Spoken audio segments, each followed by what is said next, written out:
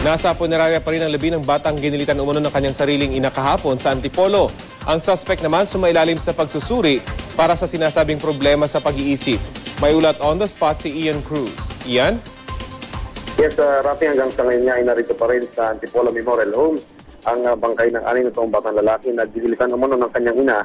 Ito yan sa lungsod ng Antipolo. Ayon sa Antipolo Police ay hindi pa nga kasi nakukuha ito ng mga kaanak ng bata at hindi pa nga alam kung saan ito ibuburol. Ayon Rafi kay Chief Inspector Rizal Aquino, kakasuhan pa rin ng parricide kahit na sinasabi nga may diferensya sa pag-isip ang 36 na taong gulang na ginang. Bahala na raw kasi ang korte na magpasya kung siya ba ay dapat dalhin sa isang mental institution.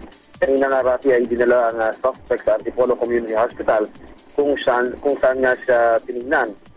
At matapos ito Rafi ay agad din ibinalik sa Antipolo Police para nga muling maibalik sa selda yung ginang na sinasabi ng nakapatay sa kanya anak. Sa mga sandaling ito Rafi ay dumating na dito nga sa punerarya yung ama at yung pinakapanganay na anak itong biktima o nitong biktima dito sa Antipolo City.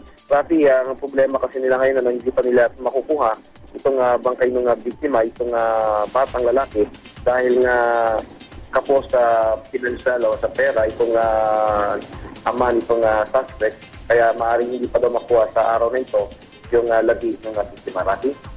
Maraming salamat, Ian Cruz.